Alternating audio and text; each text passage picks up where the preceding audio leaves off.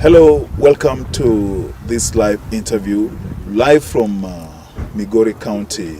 This is a county of many opportunities. There's the Awendo sugar factory here. There's a lot of sugarcane plantations here. You know, people grow maize. Like right now, I've been passing around here and I've seen maize doing pretty well, and I'm sure it's going to be the next food basket. And I think people are very determined to ensure that Migori gets into that bracket to start competing with Trans Nzoia and other counties around there, Uasin Gishu, etc. Now, we are in Migori, and starting tomorrow, Saturday, the 25th, the party leader of the ODM Party, the Honorable Raila Odinga, is going to visit this great county of Migori. And he has a number of engagements that are lined up for him. And you know, as a man who enjoys massive support in this region, or rather this county, he has a lot in store for the people of this county. What he has to tell them about the party, the future of the party, what we are doing at the party headquarters as Chungwa House to ensure that the party remains the most popular party in this part of the country. And so much has been lined up for him. And the man driving this is none other than the governor of this county, the Honorable Dr. Ochilo Ayacko, a seasoned politician, former member of parliament. He has served as a cabinet minister in the government of Kenya, and he has proved to the people that he is up to the task. And that's why the people of Migori turned out in large numbers to vote for him to be their second governor. Welcome to the show, Mheshimiwa Ochilo Ayacko. Thank you very much. Thank you very much, Etali, and welcome to Migori County. And I also welcome all the viewers to view what is happening in Migori County. And for this specific visit, I want to invite them to join us in ODM, because ODM is the right party to belong to, and ODM is the party that liberates us.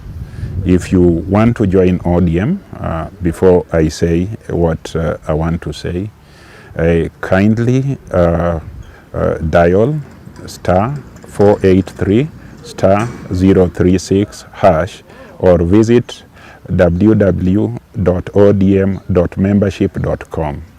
That's where to dial, and that's how to get to ODM.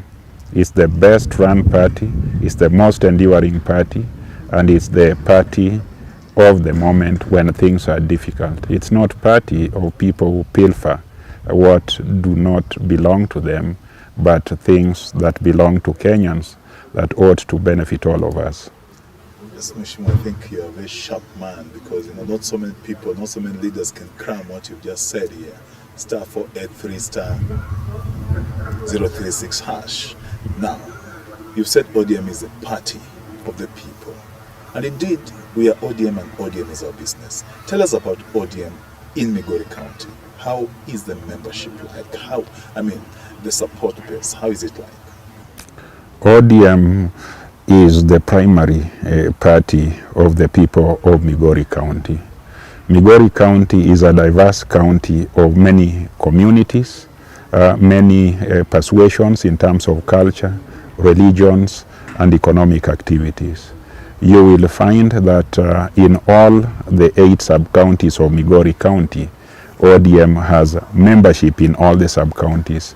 Of all the 40 wards, ODM has membership in all the wards.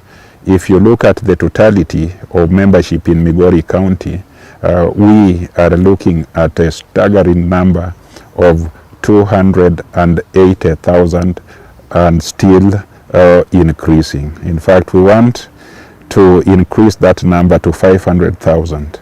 And why we really want the numbers to grow is we understand and we know that governance is what is the biggest headache Africa has. And when we look at public governance, political parties are the vehicles through which people mobilize themselves and acquire the instruments of governance. Look at all of the parties that are in Kenya. Most of those parties are fly-by-night parties. They die immediately after elections. Even UDA, that was created in a hurry, is turning out to be Simon Makonde. So come, join ODM, be in ODM. If you think that anything is a challenge in ODM, as a member of ODM or as a leader in ODM, join other members of ODM or leadership to fix those matters. Do not run away from the Party of Liberation, the party that gave us the 2010 Constitution, the party that gave us devolution, the party that the party which is closely associated with working coalitions and inclusivity. It's not a party of an individual, but it's a party that includes all shades of membership in Kenya and is able to stabilize Kenya. But more importantly, it's the party where the small person feels free and anaandamana vile anapenda, apigwe risasi, because that party throughout, and we all know that when ODM is dominant in Kenya, hakuna Mkenya anapigwa risasi, hakuna Mkenya mali yake or his house or property inabomolewa, hakuna Mkenya who is overtaxed like it is now, hakuna Mkenya anadanganywa. Na kila Wakenya sisi zote tunajua mambo ya ufisadi is always in the back burner. It's never in our front burner. So ODM is our party, it's our business, and it's the way to go. So what you're trying to say, Your Excellency, is that Kenyans are ruining the lost opportunity in the 2022 general election when they failed to put in power a leader who has a vision for this country, and now they're regretting. Do you think that's the position? I am privileged to be one of the Kenyans who has a penchant for looking at the political climate and environment. I look at the cry of betrayal in Mount Kenya, which vigorously voted for UDA. I look at the cries I see in Bungoma, parts of Trans Nzoia, and largely in Rift Valley. I think the administration that the Kenyans mistakenly or that were misled into putting into place is not equal to the challenges we have. And I see in all the media, social, print, and electronic, that there is a high demand for Baba Onge.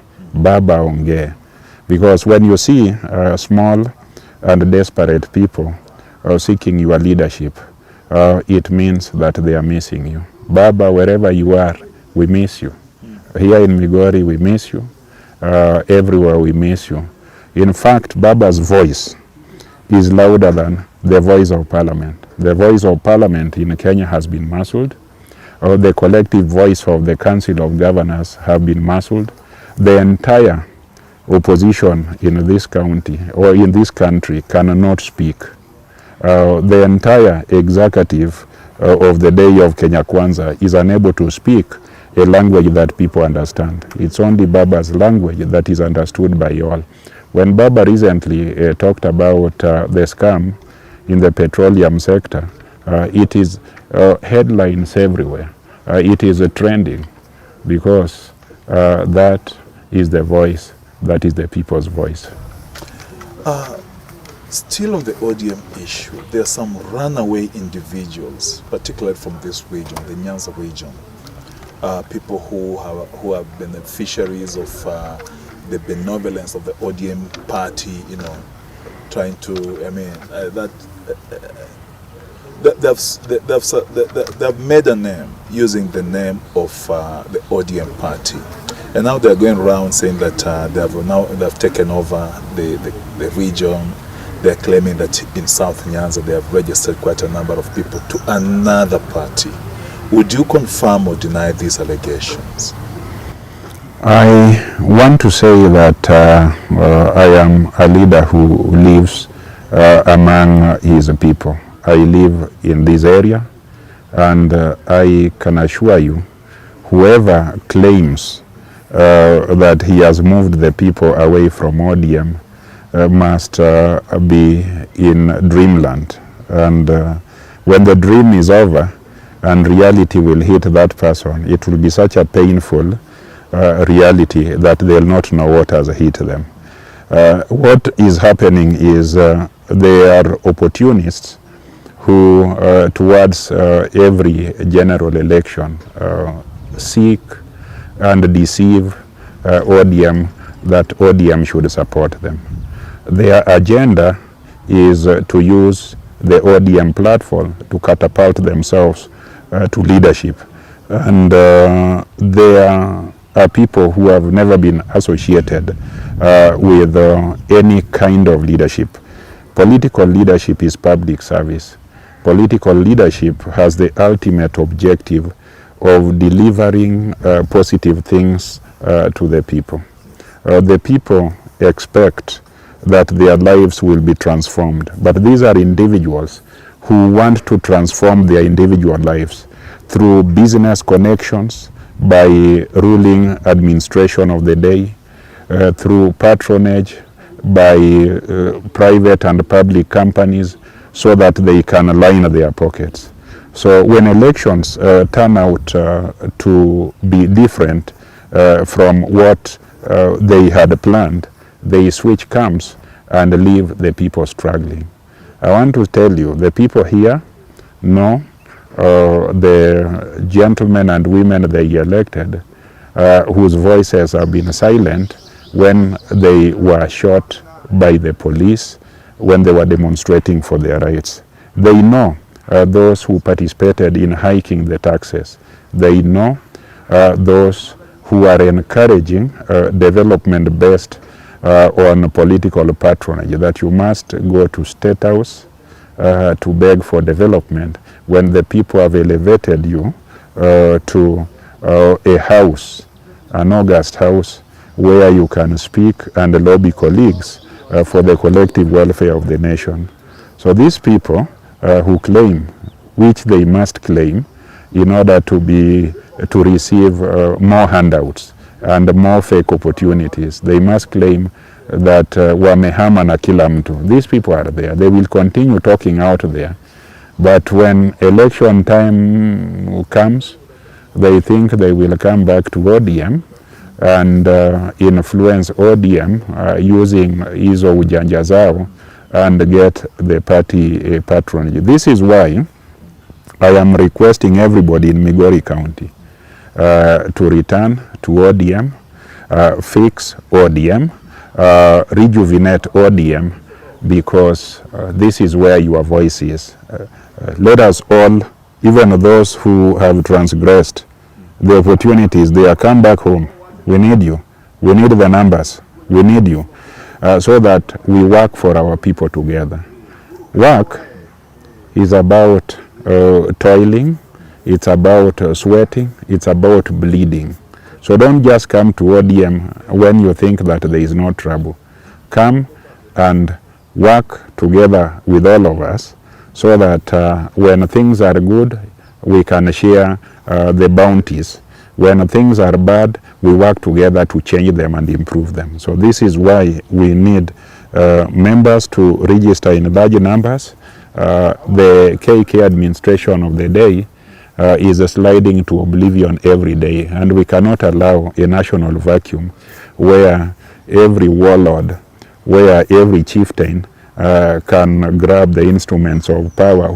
A chieftain or a warlord whose ideology is unknown, who is riding on tribal numbers, ethnic numbers, or who is basically a populist or a demagogue who wants to mislead people and create some social strife based on dynasty and some other wadogo. We just want a party, a good party whose ideology is clear, whose membership is clear, and a party which is available and accessible to all of us.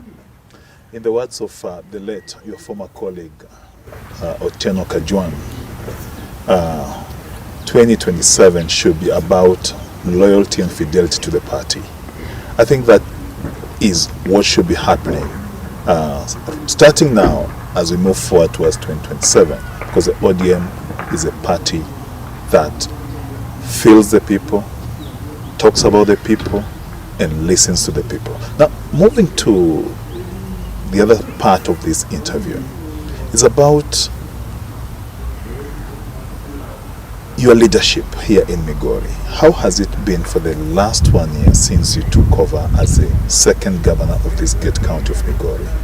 Well, thank you very much. I came into office under very challenging circumstances. Those circumstances are still there. I came into office when my county had challenges in terms of pending bills. The most critical pending bills were in the areas of medical supplies. We were indebted to KEMSA, the one that supplies most essential drugs, to a tune that was exceeding 110 million shillings.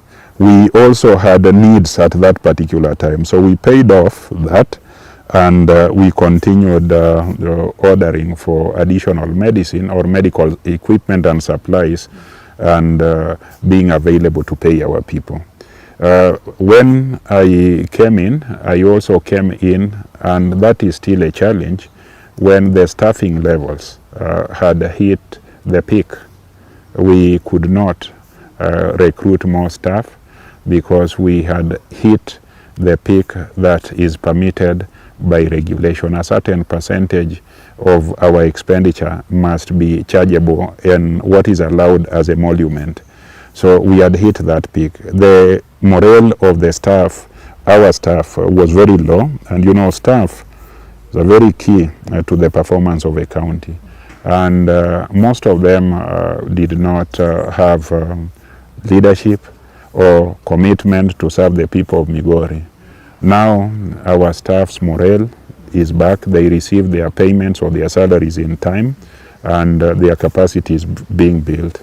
We had a county public service board that was very compromised and was immoral and irregular in their conduct. Luckily, they were removed by the county assembly, but we are still caught up in legal processes in court, which we think will be over soon. And when we have, as we have now, a free county public service board to act on our behalf, we should be able to improve the morale of our staff and give them capacity to work for our people. I also came into office when the national government was not releasing monies that are required for services to our people.